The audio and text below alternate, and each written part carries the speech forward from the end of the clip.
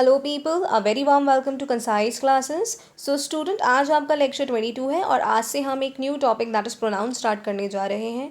सो pronoun क्या होता है, कितने टाइप का होता है, क्यों इसका ग्रामर में यूजेज है, इन सभी क्वेश्चंस के बारे में आज के सेशन में डिस्कस करेंगे। प्लस जो इसका फर्स्ट टाइप है दैट इज़ पर्सनल प्रोनाउन, इसको भी हम आज कंप्लीट डिटेल में स्टडी करेंगे। अपार्ट फ्रॉम दैट स्टूडेंट, आप इस सेशन को प्रॉपरली देखना क्योंकि एडजेक्टिव और प्रोनाउंस में स्टूडेंट को कन्फ्यूजन हो जाता है, क्योंकि जो वर्ड हम एज एडजेक्टिव पढ़कर आए हैं वही वर्ड्स इंग्लिश में जब प्रोनाउन की बात करते हैं तो वो एज प्रोनाउन यूज़ हो जाते हैं। राइट पीपल, तो काफ़ी ज़्यादा कन्फ्यूजन हो जाता है। दैट इज़ वाई ये सेशन आप सभी के लिए बहुत ज़्यादा इंपॉर्टेंट है, बिकॉज मैं आपको सेंटेंस स्ट्रक्चर के बारे में बताऊंगी कि किस तरह से अगर आप किसी सेंटेंस में उसी सेम वर्ड को यूज़ करते हैं तो वो प्रोनाउन कहलाता है, और वही वर्ड जब आप उसकी पोजिशन चेंज कर लेते हैं तब वो एडजेक्टिव कहलाता है। राइट, सो आइए स्टार्ट करते हैं। सो स्टूडेंट, आपने एक बहुत बेसिक सी डेफिनेशन पढ़ी होगी कि जो वर्ड हम नाउन की प्लेस पे यूज़ करते हैं उसे हम प्रोनाउन कहते हैं, और जो बात सही भी है। बट द क्वेश्चन अराइजेस कि हम ऐसा क्यों करते हैं, हमें क्यों कुछ वर्ड्स को यूज़ करना पड़ा इन प्लेस ऑफ नाउन, जैसे आज हमने नाम दे दिया प्रोनाउन का।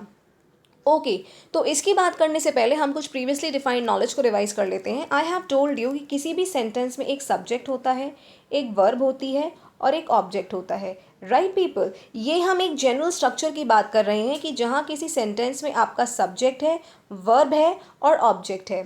ठीक है, जब हमने सब्जेक्ट एंड प्रेडिकेट की बात करी थी देन आई टोल्ड यू कि कई बार ऐसा भी होता है कि आपका सब्जेक्ट ओकेजनली वर्ब के बाद आ जाता है, लेकिन वहाँ पर सेंटेंस का कॉन्टेक्स्ट बदल जाता है। हम वहाँ सब्जेक्ट एंड प्रेडिकेट में इसकी बात कर चुके हैं, लेकिन यहाँ हम एक जनरल स्ट्रक्चर की बात कर रहे हैं। सो स्टूडेंट, आपका कभी भी सेंटेंस में अगर वर्ब आती है तो वो आपकी सब्जेक्ट के रिस्पेक्ट में आती है। कहने का मतलब है कि अगर आपका सब्जेक्ट सिंगुलर है तो आपकी वर्ब भी सिंगुलर है, और अगर आपका सब्जेक्ट प्लूरल है तो आपकी वर्ब भी प्लूरल है। नेक्स्ट पॉइंट मैंने आपको बताया था कि किसी भी सेंटेंस में जो आपका सब्जेक्ट और ऑब्जेक्ट होता है वो या तो नाउन होता है या फिर प्रोनाउन होता है, इसके अलावा कोई और पार्ट्स ऑफ स्पीच नहीं होती है। राइट पीपल, तो अब आपका ये कन्फ्यूजन दूर हो गया होगा कि हम प्रोनाउन को भी एज एन ऑब्जेक्ट या फिर एज अ सब्जेक्ट क्यों यूज़ करते हैं, बिकॉज ये नाउन की प्लेस पर यूज़ होता है। But now the question is कि क्यों हम ऐसा करते हैं। सो आप उसके लिए ये दो सेंटेंसेस देखिए। Hari is a good boy, Hari lives in Jaipur. पहले सेंटेंस में हमने एक व्यक्ति को इंट्रोड्यूस कराया है क्योंकि हमें सब्जेक्ट चाहिए, तो वो है हरी, यानी कि हरी एक अच्छा लड़का है और हरी जयपुर में रहता है। सेकेंड सेंटेंस में भी स्टूडेंट जब हमने सेंटेंस को बिगिन करा तब हमने फिर से हरी को यूज़ करा, हमने नाउन को यूज़ करा। तो नाउन के रेपिटेशन को रोकने के लिए हम जिन वर्ड्स का यूज़ करते हैं सो दैट आपकी जो इंग्लिश ग्रामर है, जो आपकी लैंग्वेज है, वो थोड़ी इम्प्रेसिव लगे, उन वर्ड्स को हम कहते हैं प्रोनाउन। जैसे Hari is a good boy, he lives in Jaipur. Second sentence में हमने हरी की जगह ही को यूज़ कर लिया, और ही क्या है, आपका प्रोनाउन।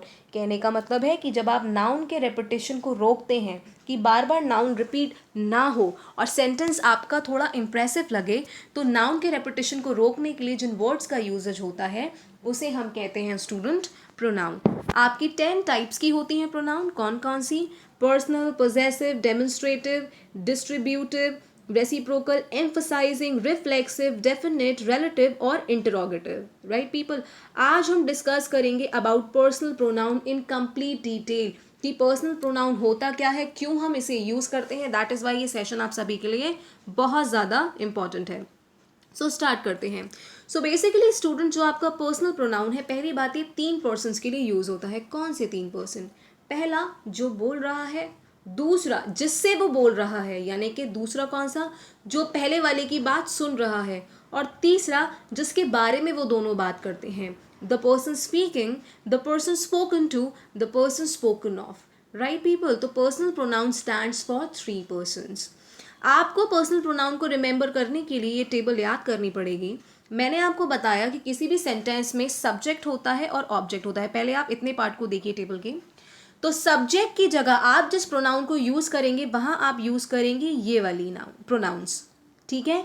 और ऑब्जेक्ट की जगह जिस प्रोनाउन को आप यूज़ करेंगे वो आप ये वाली प्रोनाउंस करेंगे, ठीक है। और कैसे यूज़ करेंगे, अब हम यूजेज की बात कर लेते हैं। देखिए, आई सब्जेक्ट की जगह आप कब यूज करेंगे? जब आपका सब्जेक्ट सिंगुलर है, ठीक है। और किसके लिए? फर्स्ट पर्सन के लिए।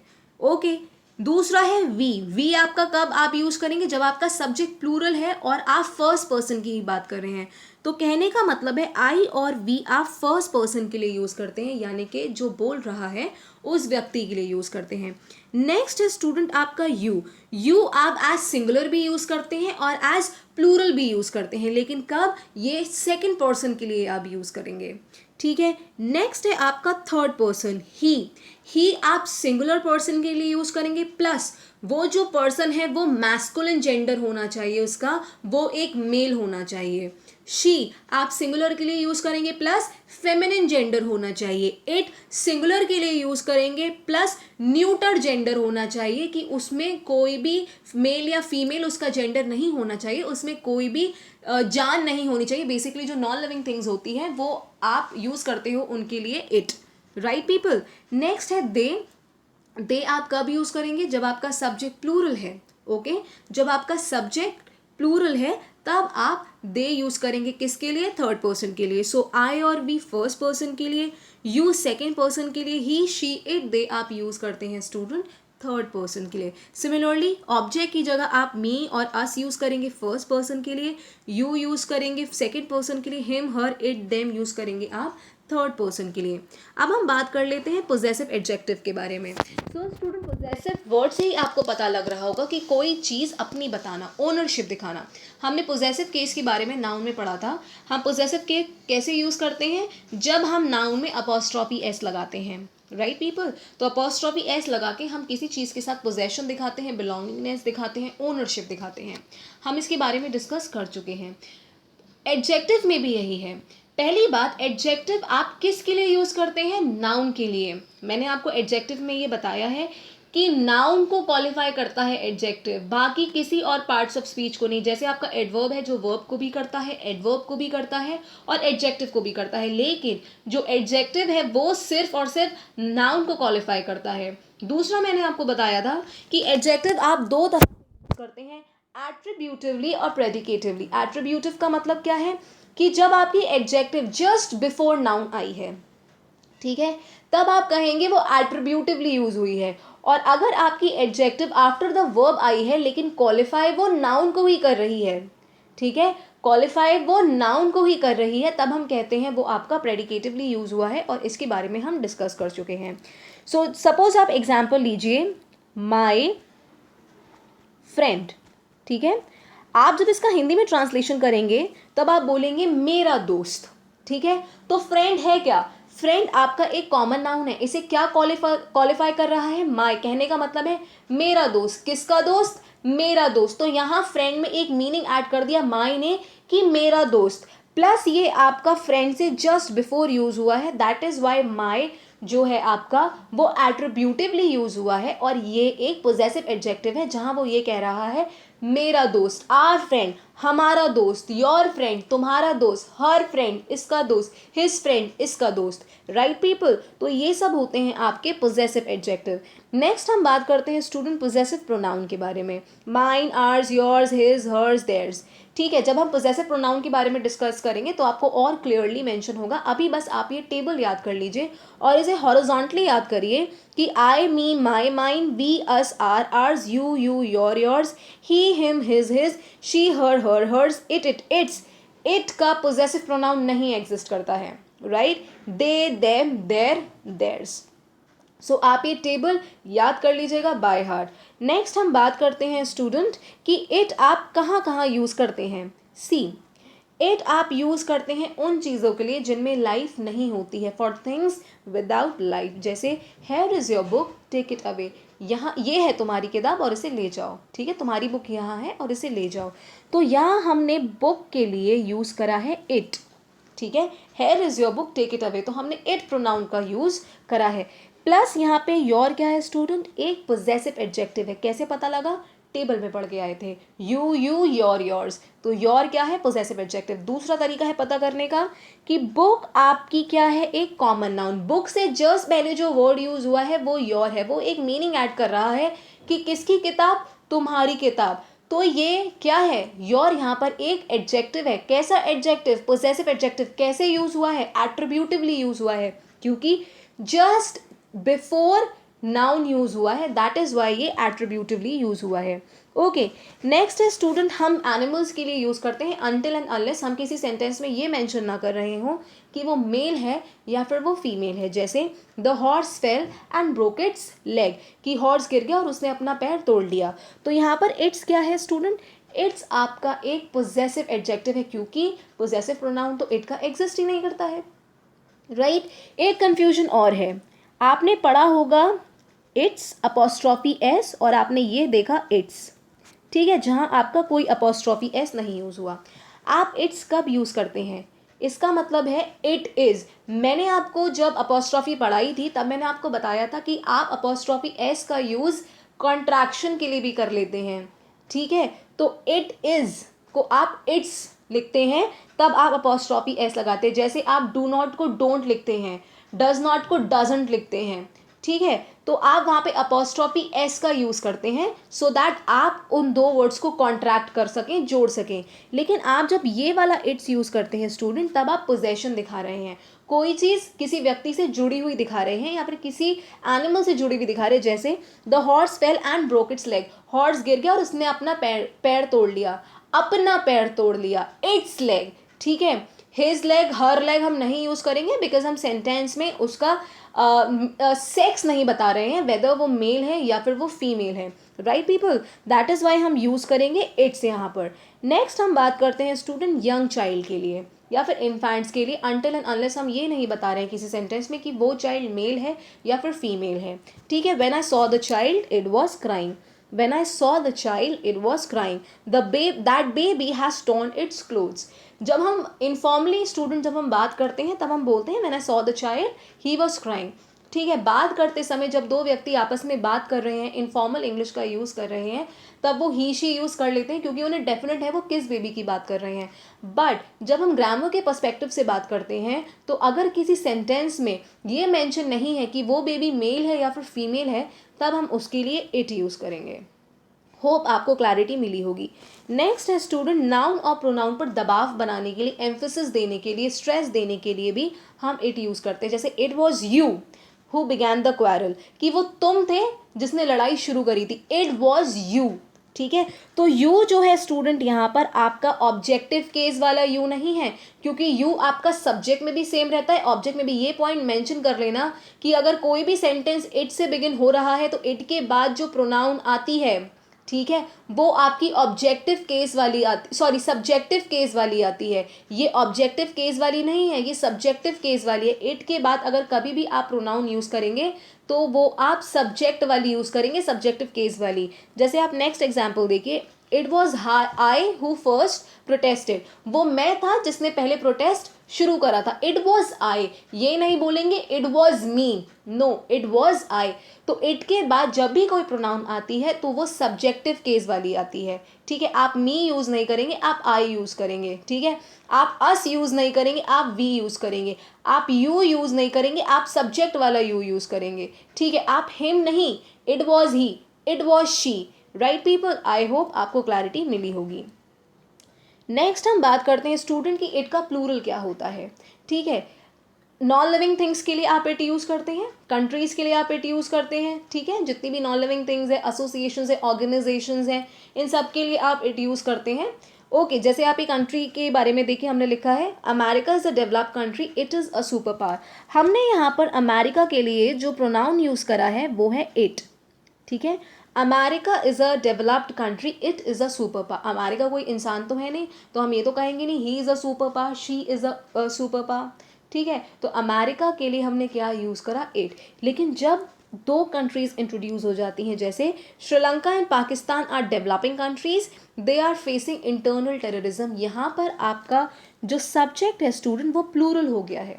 कैसे, हम यहाँ पर दो कंट्रीज़ के बारे में बात कर रहे हैं, श्रीलंका और पाकिस्तान के बारे में। तो यहाँ हम इसके लिए इट यूज़ नहीं करेंगे, यहाँ हम इसके लिए दे यूज़ करेंगे। तो दे आपका इट का प्लूरल है, ओके। इट हम यूज़ करते हैं स्टूडेंट टाइम को डिनोट करने के लिए, वेदर को डिनोट करने के लिए, टेम्परेचर को डिनोट करने के लिए, डिस्टेंस को डिनोट करने के लिए, या कोई नेचुरल इवेंट है उसे। जैसे इट इज़ रेनिंग, ये एक नेचुरल इवेंट है। It is 10 o'clock, it is winter, it is Monday, it is March. ठीक है, तो टाइम, वेदर, टेम्परेचर, डिस्टेंस या कोई भी नेचुरल इवेंट को दर्शाने के लिए हम इट यूज़ करते हैं। नेक्स्ट स्टूडेंट हम बात करते हैं कि अगर आप किसी भी सेंटेंस में पर्सनल प्रोनाउन यूज़ कर रहे हैं इन प्लेस ऑफ नाउन, तो उसका number gender with respect to noun होना चाहिए। कहने का मतलब है जैसे Rama is a kind boy, Rama एक काइंड लड़का है, एक दयालु लड़का है। ठीक है, तो लड़का है, राइट, तो इसके लिए जो हम प्रोनाउन यूज़ करेंगे वो हम यूज़ करेंगे ही। राइट पीपल, इसके लिए जो हम प्रोनाउन यूज़ करेंगे वो हम यूज़ करेंगे he. Sita helps her mother in household work, she also does her lesson. तो सीता क्या है, एक लड़की है, और इसके लिए जो हम प्रोनाउन यूज़ करेंगे वो है she. Okay, those beggars are idles, वो जो बेगर्स हैं वो खाली हैं। They refuse to work for their living, ठीक है, वो अपने लिविंग के लिए काम नहीं करना चाहते हैं। तो दोज बेगर्स, तो यहाँ पर जो आपका सब्जेक्ट है वो प्लूरल है, दोज बेगर्स यानी कि बहुत सारे बेगर। तो इसके लिए जो आप प्रोनाउन यूज़ करेंगे वो आप यूज़ करेंगे दे। ठीक है, दोज बेगर्स, थर्ड पर्सन की बात हो गई ना, दोज बेगर्स यानी कि मैं कह रही हूँ दोज बेगर्स, आप लोग सुन रहे हैं, और तीसरा हम उन बेगर्स के बारे में बात करें तो थर्ड पर्सन है, तो दोज बेगर्स, तो इसके लिए जो पर्सनल प्रोनाउन यूज़ होगी वो थर्ड पर्सन दे यूज़ होगी। ठीक है, तो कहने का मतलब है कि पर्सनल प्रोनाउन हमेशा नाउन के कॉन्टेक्स्ट में होनी चाहिए। जैसे अगर आपका मैस्कुलिन जेंडर है तब आप ही यूज़ करेंगे, अगर आपका फेमिनिन जेंडर है तब आप शी यूज़ करेंगे, और अगर वो काफ़ी ज़्यादा मतलब प्लूरल है सब्जेक्ट, ठीक है, तब आप दे यूज़ करेंगे। सेकेंड स्टूडेंट क्या है कि when a pronoun stands for a collective noun, जब आपका कलेक्टिव नाउन के लिए प्रोनाउन यूज़ होता है तब भी आप इट यूज़ करते हैं। ठीक है, जैसे the fleet will reach its destination in a week. अब इट्स डेस्टिनेशन ये आपका पोजेसिव एडजेक्टिव है। ठीक है, आप ये नहीं बोलेंगे the fleet will reach their destination. Fleet क्या है, एक आपका कलेक्टिव नाउन है। ठीक है, और कलेक्टिव नाउन के लिए आप जब भी प्रोनाउन यूज़ करते हैं स्टूडेंट, तो वो आपकी इट होती है। ठीक है, क्योंकि वो एक नॉन लिविंग थिंग है, और इट क्या है, आपकी सिंगुलरली यूज़ होती है, तो आप इसके लिए दे यूज़ नहीं करेंगे। That is the fleet will reach their destination in a week. आप देयर डेस्टिनेशन THEIR नहीं यूज़ करेंगे, देयर डेस्टिनेशन नहीं यूज़ करेंगे, क्योंकि कलेक्टिव नाउन आपकी हमेशा एज सिंगुलर यूज़ होती हैं। इसके बारे में हम नाउन में बात कर चुके हैं। So the fleet will reach its destination in a week, तो इट्स क्या है, आपका एक पोजेसिव एडजेक्टिव है। ठीक है, डेस्टिनेशन आपकी क्या है, एक नाउन, और इसको जो क्वालिफाई कर रहा है वो है इट्स। नेक्स्ट, जैसे आप देखिए, after a few minutes the jury gave its verdict, कुछ समय बाद जूरी ने अपना वर्डिक्ट दे दिया। जूरी क्या है, एक कलेक्टिव नाउन है। ठीक है, तो इसके लिए आप जो प्रोनाउन यूज़ करेंगे वो आप यूज़ करेंगे इट। ठीक है, तो हमने यहाँ पर जो एडजेक्टिव यूज़ करा वो है इट्स। कहने का मतलब है आप इट वाला एरिया यूज़ करते हैं, it's. Right people, non living things के लिए आप इट्स यूज़ करते हैं, कलेक्टिव नाउन के लिए भी आप इट्स यूज़ करते हैं। ठीक है, कलेक्टिव नाउन आपकी एज सिंगुलर यूज़ होती है, तो वहाँ पर आप दे, देम, देयर, देयर्स नहीं यूज़ करेंगे, वहाँ पर आप देयर यूज़ नहीं करेंगे, वहाँ पर आप इट्स यूज़ करेंगे। ठीक है, नेक्स्ट हम बात करते हैं student, but the jury were divided in their opinions. कहने का मतलब है कि जब collective noun as a whole use होता है, एज अ होल, तब हम उसके लिए सिंगुलर प्रोनाउन का यूज़ करते हैं। ठीक है, सिंगुलर प्रोनाउन का यूज़ करते हैं, लेकिन अगर हम जूरी के हर एक मेंबर की बात करें, जैसे the jury were divided in their opinions, jury में काफ़ी सारे जजेस होते हैं ना, जिसको कलेक्टिवली हम जूरी कहते हैं, तब हम कह रहे हैं the jury were divided in their opinions, कि उन सबके ओपिनियंस अपने अपने थे, अलग अलग थे, तो वहाँ हमने उस जूरी में हर एक व्यक्ति की बात कर ली। सो द जूरी वर, तो यहाँ पर हमने वॉज यूज़ नहीं करा, हमने वर यूज़ करा, क्योंकि मैंने आपको बताया कि नाउन के रिस्पेक्ट में आपकी वर्ब आती है, और यहाँ पर आप जो नाउन है उसे आप तोड़ रहे हैं, एज एन इंडिविजुअल यूज़ करें, क्योंकि हम यहाँ पे जूरी के हर एक व्यक्ति की बात कर रहे हैं। तो the jury were divided in its opinions नहीं होगा, ठीक है, इन देयर ओपिनियंस होगा, इन देयर ओपिनियंस। ठीक है, बिकॉज यहाँ पर हम हर एक व्यक्ति की बात कर रहे हैं। The committee decided the matter without leaving their seat, कि कमिटी ने अपनी सीट्स छोड़े बिना मैटर डिसाइड कर लेता। अब कमिटी में काफ़ी सारे लोग होते हैं ना, अब आप ये तो नहीं कि कमिटी किसी का नाम है और वो पूरी कमिटी एक ही सीट पर बैठी है। ठीक है, the committee decided the matter without leaving their seats, तो कमिटी में काफ़ी सारे मेंबर हैं और हर किसी ने अपनी सीट ले रखी है। So the committee decided the matter without leaving their seats, तो यहाँ पर हमने देयर यूज़ करा है, इट्स यूज़ नहीं करा है। सो कहने का मतलब है स्टूडेंट कि अगर आपकी collective noun as a whole use होती है तब आप वहाँ इट्स यूज़ करेंगे, और अगर वो एज अ होल नहीं यूज़ हो रही है, अगर हम उसके इंडिविजुअल मेंबर्स की बात कर रहे हैं, तब आप देयर यूज़ करेंगे। मैंने आपको हमेशा बताया है कि अगर आपका नाउन सिंगुलर तो आपका वर्ब सिंगुलर और आपकी प्रोनाउन भी सिंगुलर। ठीक है, अब एक एक्स्ट्रा चीज़ और ऐड करो, प्रोनाउन भी सिंगुलर। अगर आपका नाउन प्लूरल तो वर्ब भी प्लूरल और प्रोनाउन भी प्लूरल। ठीक है, वहाँ पर आपकी प्रोनाउन भी प्लूरल हो जाती है। नेक्स्ट हम बात करते हैं स्टूडेंट पोजेसिव प्रोनाउन और पोजेसिव एडजेक्टिव के बारे में कि किस तरह से आपको इन दोनों के बीच का डिफरेंस समझना है। जैसे आप सेंटेंसेस देखिए, दिस इज़ माई बुक, पहला sentence this is my book. ठीक है, first of all student, this आपका एज पोजेसिव एडजेक्टिव भी यूज़ होता है, एज पोजेसिव प्रोनाउन भी यूज़ होता है। पहले हम बात कर लेते दिस इज़ माई बुक में, तो यहाँ तो आपको क्लैरिटी मिल गई है कि माई आपका क्या है, पोजेसिव एडजेक्टिव, बिकॉज हम पढ़कर आए हैं आई मी माई माइंड। अब बात आती है दिस की। ठीक है, दिस आपका बेसिकली एक डेमोन्स्ट्रेटिव एडजेक्टिव भी है और डेमोन्स्ट्रेटिव प्रोनाउन भी है, राइट पीपल। लेकिन यहाँ पर दिस आपका एज अ प्रोनाउन यूज हुआ है, एज एन एडजेक्टिव नहीं यूज हुआ है। क्यों?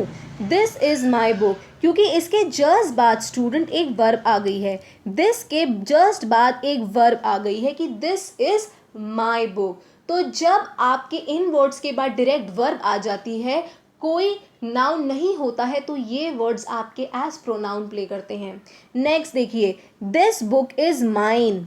माइन तो आप पढ़कर आए हो कि पोजेसिव प्रोनाउन है, आई मी माई माइन, लेकिन दिस बुक इज माइन। अब दिस के बाद एकदम आपकी क्या आ गई है, नाउन आ गई है। और नाउन जब किसी वर्ड के बाद आती है तो उससे पहले जो वर्ड आ रहा है जो नाउन को क्वालिफाई करता है उसे हम एडजेक्टिव कहते हैं। तो दिस बुक, कौन सी बुक, ये वाली बुक, राइट पीपल, ये वाली किताब। तो दिस बुक, यहाँ पर दिस आपका एक डेमोन्स्ट्रेटिव एडजेक्टिव है क्योंकि ये नाउन से जस्ट पहले यूज हुआ है, और यहाँ पर क्या है, ये एक डेमोन्स्ट्रेटिव प्रोनाउन है। हम डेमोन्स्ट्रेटिव प्रोनाउन भी पढ़ेंगे, लेकिन मैं आपको डिफरेंस समझाती हुई चल रही हूँ। ठीक है, जैसे नेक्स्ट देखिए, those are your books, that is her book. ठीक है, तो दोज आर योर बुक्स, तो योर क्या है स्टूडेंट आपका, एक पोजेसिव एडजेक्टिव। हर बुक, उसकी बुक, क्या है, ये एक पोजेसिव एडजेक्टिव। ठीक है, नेक्स्ट स्टूडेंट, अब हम बात करते हैं कुछ रूल्स की। आप ये पॉइंट दिमाग में रख लेना कि आप ये साइड में नोट डाउन कर लो अपने नोट्स में। एक बार मैं और बता देती हूँ सो दैट आपको कोई डाउट ना रहे कि अगर नाउन से पहले ये वर्ड्स रिपीट हो रहे हैं जो एज प्रोनाउन भी यूज़ होते हैं, ठीक है, नाउन से पहले अगर यूज़ हो रहे हैं, जस्ट पहले, तो वो एडजेक्टिव है। और अगर उन वर्ड्स के बाद वर्ब आ रही है, ठीक है, अगर वो वर्ब से पहले यूज़ हो रहे हैं, ठीक है, वर्ब से पहले, नाउन से पहले एडजेक्टिव, वर्ब से पहले प्रोनाउन। ठीक है, इस पॉइंट को दिमाग में रख लेना। नेक्स्ट हम स्टूडेंट कुछ रूल की बात कर लेते हैं। अब हम बात करते हैं फर्स्ट रूल की, जहाँ फर्स्ट रूल ये कहता है कि सेंटेंस कभी भी नॉमिनेटिव केस से और पोजेसिव केस से शुरू होता है और वो ऑब्जेक्टिव केस से कभी नहीं शुरू होता है। कहने का मतलब है कि आप कभी भी ये नहीं कहते हो कि सपोज आप देखो, हिम इज़ माई फ्रेंड, आप कभी भी ये नहीं कहते हो him is my friend. Him क्या है, एक ऑब्जेक्ट है, ठीक है, एक ऑब्जेक्टिव केस वाली प्रोनाउन है। आप हमेशा ये कहते हो ही इज़ माई फ्रेंड। कहने का मतलब है कि अगर आप कभी भी किसी सेंटेंस को शुरू कर रहे हो, बिगिन कर रहे हो, तो या तो आप सब्जेक्टिव केस का यूज़ करोगे जिसे हम नॉमिनेटिव केस कहते हैं, या फिर आप पोजेसिव केस का यूज़ करोगे। ठीक है, जैसे माई friend is beautiful, my friend is beautiful, आप ये नहीं कहेंगे मी फ्रेंड इज़ ब्यूटिफुल। तो माई फ्रेंड क्या है, माई फ्रेंड आपका एक पोजेसिव केस है, ठीक है, कि मेरा दोस्त ब्यूटीफुल है। तो सेंटेंस की शुरुआत हमेशा आपकी सब्जेक्टिव केस से होती है या फिर पोजेसिव केस से होती है, कभी भी ऑब्जेक्टिव केस नहीं होगी। अगर आप किसी भी सेंटेंस में देख रहे हैं कि जो ऑब्जेक्ट वाली प्रोनाउन है कि मी से शुरू हो रहा है, या फिर आपका अस से शुरू हो रहा है, हिम से शुरू हो रहा है, हर से शुरू हो रहा है, ऐसा कभी भी नहीं होता है पीपल। ठीक है, देम से शुरू हो रहा है, ऐसा कभी भी नहीं होता है। आप कभी भी किसी सेंटेंस की शुरुआत जब करते हो तो आप वही प्रोनाउन यूज़ करोगे जो आपकी सब्जेक्ट के प्लेस पर आती हैं। ठीक है, जैसे he is my friend, I teach him, I teach him, आप ये नहीं कहोगे मी टीच हिम, आप यहाँ पर ये भी नहीं कहोगे आई टीच ही, क्योंकि हिम यहाँ पर एज ऑब्जेक्ट यूज हुआ है, ठीक है। तो I teach him, my friend is beautiful, ours is a clean school, ठीक है। आर्स क्या है, एक पोजेसिव प्रोनाउन है, तो ours is a clean school. हम जब प्रोनाउन पढ़ेंगे पोजेसिव, तब हम आपको बताएंगे कि आप किस तरह सेंटेंस की शुरुआत पोजेसिव प्रोनाउन से भी कर सकते हैं। तो इस एग्जाम्पल को अभी आप छोड़ सकते हैं, ठीक है।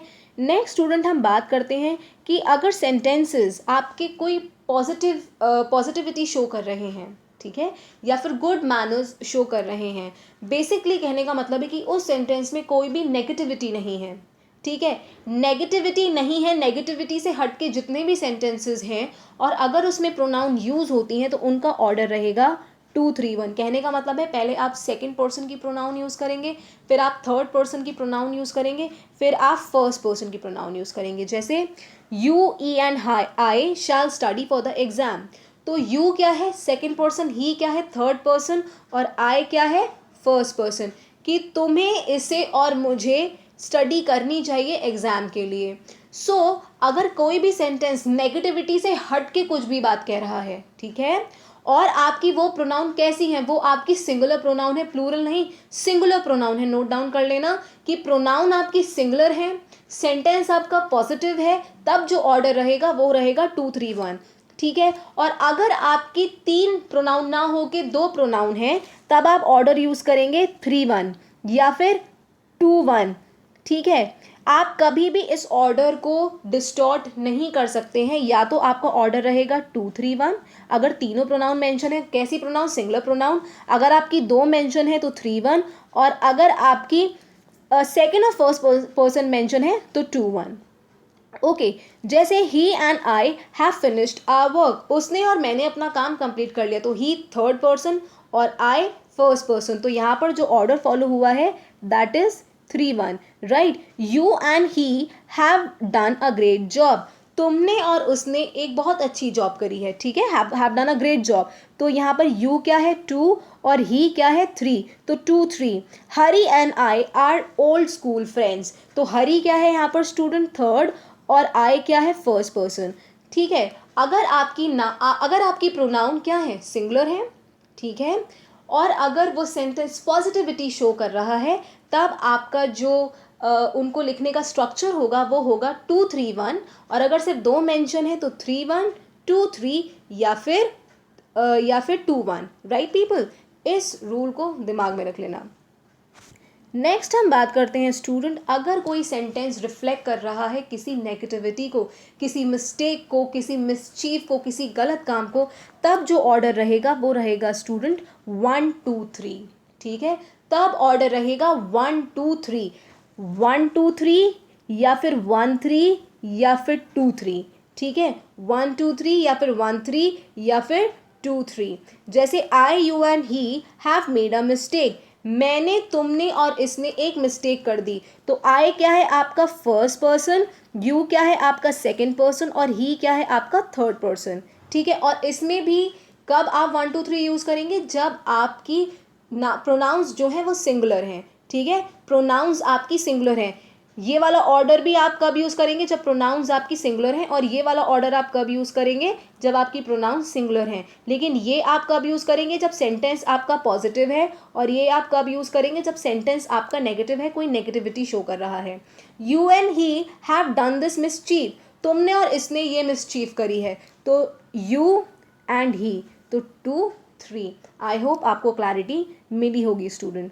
नेक्स्ट हम बात करते हैं, अगर आपकी प्रोनाउन प्लूरल फॉर्म में होती हैं पीपल, ठीक है, अगर प्लूरल फॉर्म में होती है तो चाहे वो सेंटेंस पॉजिटिविटी शो कर रहा हो, चाहे वो सेंटेंस नेगेटिविटी शो कर रहा हो, ऑर्डर आपका 1-2-3 ही रहता है उन प्रोनाउंस का, 1-2-3 या 1-3 या फिर 2-3, ठीक है। हम इसी ऑर्डर में यूज़ करेंगे।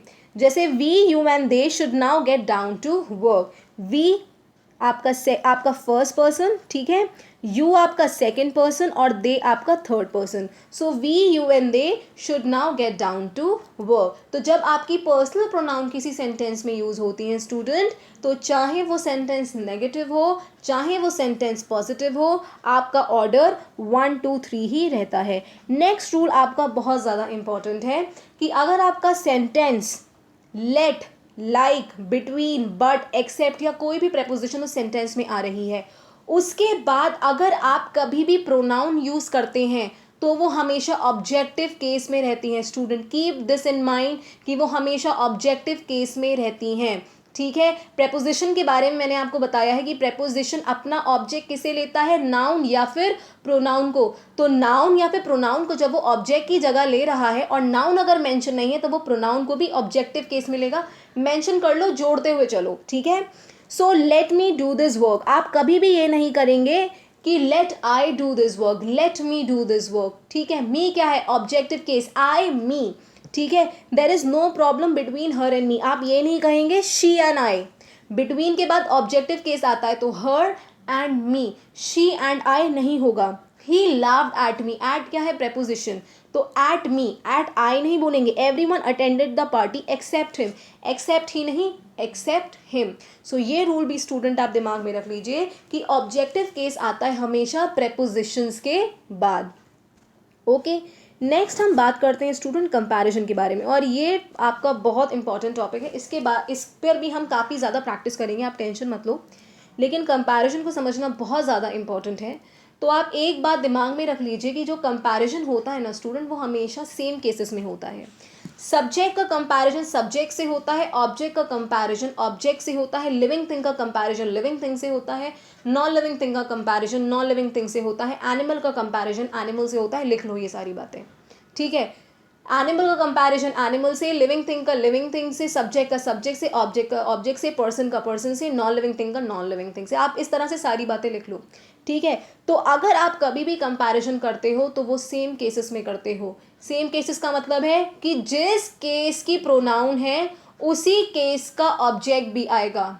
ठीक है, कंपैरिजन के केस में हम वहाँ पे ऑब्जेक्टिव केस वाली प्रोनाउन नहीं यूज़ करेंगे. यहाँ पे कंफ्यूजन होता है. जैसे आप फर्स्ट सेंटेंस देखिए, he is as fast as me, वो उतना ही फास्ट है जितना मैं. कंपैरिजन हो रहा है, he is as fast as me. तो ही क्या है, आपका सब्जेक्टिव केस वाली प्रोनाउन है. ठीक है, सब्जेक्ट की प्लेस पर यूज़ हुई है. इसका कंपैरिजन हम किससे कर रहे हैं, मी से. मी से कर रहे हैं. आपने जब इसे वन गो में पढ़ा तो आपने बोला कि भाई ये सेंटेंस सही है कि he is as fast as me, लेकिन ये सेंटेंस गलत है स्टूडेंट, क्योंकि कंपैरिजन हम हमेशा सेम केसेस में करते हैं. He is as fast as me नहीं होगा, he is as fast as I होगा. क्यों, क्योंकि अगर आपकी प्रोनाउन सब्जेक्टिव केस की है तो आपका ऑब्जेक्ट भी सब्जेक्टिव केस वाला आएगा. ये कब होता है, जब आप दो चीज़ों में कंपैरिजन कर रहे हो. कंपैरिजन बच्चों ग्रामर में हम बराबरी वाली चीज़ों में करेंगे. ठीक है, हम कोई भी इनइक्वालिटी वाला रोल प्ले नहीं करते हैं. ग्रामर में हम बराबरी वाली चीज़ में करेंगे. ऐसा नहीं करेंगे कि हमने सब्जेक्टिव केस की कंपैरिजन ऑब्जेक्टिव केस से कर ली. इनफॉर्मल इंग्लिश में जब हम बोलते हैं तब हम बोल देते हैं he is older than me.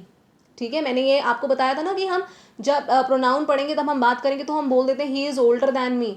ऐसा नहीं होता है, हम बोलते हैं ही इज़ ओल्डर दैन आई, क्योंकि हम ही और आई में कंपैरिजन कर रहे हैं. तो जब ही आपका ऑब्जेक्टिव केस सब्जेक्टिव केस है तो आपका आई भी एक सब्जेक्टिव केस होना चाहिए. दूसरा स्टूडेंट आप इसको इस तरह से भी समझ सकते हो, he is as fast as me.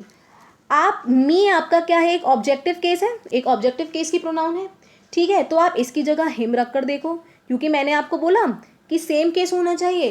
लेकिन फिर आपको दिमाग में आएगा कि हम कभी भाई किसी सेंटेंस की बिगनिंग में ऑब्जेक्टिव केस यूज़ ही नहीं करते हैं, तो यहाँ हिम तो नहीं हो सकता, क्योंकि अगर हम सेंटेंस को बिगिन करते हैं तो या तो वो सब्जेक्टिव केस होता है या फिर वो पॉजेसिव केस होता है. तो यहाँ पर तो हम हिम नहीं यूज़ करेंगे. दैट इज़ वाई जो हम चेंज करेंगे वो हम यहाँ करेंगे. और जब हम चेंज करेंगे तो क्या होगा, he is as fast as I. ठीक है, आई होप आपको समझ में आया होगा. सेकंड देखिए, I run faster than he, ये सेंटेंस बिल्कुल करेक्ट है। I run faster than he, आप ये नहीं बोलोगे I run faster than him, क्योंकि आई का कंपैरिजन आप ही से करोगे ना। सेम केसेस में कंपैरिजन होगा, सब्जेक्टिव केस का कंपैरिजन सब्जेक्टिव केस से, ऑब्जेक्टिव केस का कंपैरिजन ऑब्जेक्टिव केस से। नेक्स्ट आप ये दो रूल देखिए, I know you as much as him, I know you as much as him, मैं तुम्हें भी उतना ही जानता हूँ जितना उसे, मैं तुम्हें भी उतना ही जानता हूँ जितना उसे। तो यहाँ पर कंपैरिजन स्टूडेंट यू और हिम के बीच में हो रहा है और ये सेंटेंस करेक्ट है। I know you as much as him, ठीक है। तो आई नो यू, यू आपकी ऑब्जेक्टिव केस की प्रोनाउन है, ठीक है। ऑब्जेक्टिव केस कैसे पता लगा, अगर आप सेंटेंस को तोड़ो, आई नो यू, तो आई आपका सब्जेक्ट, नो आपकी वर्ब, और वर्ब के बाद क्या आता है, ऑब्जेक्ट आता है ना, तो आपका यू, तो ये आया ऑब्जेक्टिव केस में। जब हम इसमें कंपैरिजन कर रहे हैं स्टूडेंट, तो हम यहाँ पे ऑब्जेक्टिव केस ही यूज़ करेंगे, तो हिम यूज़ होगा। और ये बिल्कुल करेक्ट है कि I know you as much as him, कि मैं तुम्हें भी उतना ही जानता हूँ जितना उसे, तो इसमें यू और हिम में कंपैरिजन हो रहा है और यहाँ सेंटेंस ही बिल्कुल करेक्ट है। कन्फ्यूजन यहीं पर आकर होता है जब आपके तीनों पर्सन्स एक साथ आ जाते हैं, ठीक है। तो इन सेंटेंसेस का थोड़ा कॉन्टेक्स्ट बदल जाता है, ठीक। अब इस सेंटेंस को हम थोड़ा घुमा कर लिखते हैं, I know you as much as he knows, I know you as much as he knows, मैं भी तुम्हें उतना ही जानता हूँ जितना वो तुम्हें जानता है, मैं भी तुम्हें उतना ही जानता हूँ जितना वो तुम्हें जानता है। तो यहाँ पर यू से कंपैरिजन नहीं है, यहाँ पर आई का कंपैरिजन हो रहा है ही से, और जिसके कॉन्टेक्स्ट में हम बात कर रहे हैं स्टूडेंट वो है यू, कि मैं भी तुम्हें उतना ही जानता हूँ जितना वो तुम्हें। तो I know you as much as he knows, तो यहाँ पर हम सब्जेक्टिव केस वाली प्रोनाउन को यूज़ करते हैं, I know you as much as he knows या फिर I know you as much as he, ठीक है। तो आप किसी भी तरह से सेंटेंस को लिख सकते हैं। सो आई होप स्टूडेंट आपको कंपैरिजन वाला केस भी समझ में आया होगा। अगर नहीं समझ में आया है तो आप कमेंट सेक्शन में आप मेंशन कर देना। फिलहाल हम इस पर थोड़ी प्रैक्टिस करेंगे, थोड़े क्वेश्चन सेट्स में लेकर आऊँगी सो दैट आपको कंपैरिजन वाले क्वेश्चंस में डिफ़िकल्टी ना हो। So that's all in today's session people. अगर आपको सेशन पसंद आया हो तो वीडियो को लाइक करना, चैनल को भी सब्सक्राइब करना एंड ज़्यादा से ज़्यादा शेयर करना। Thank you so much.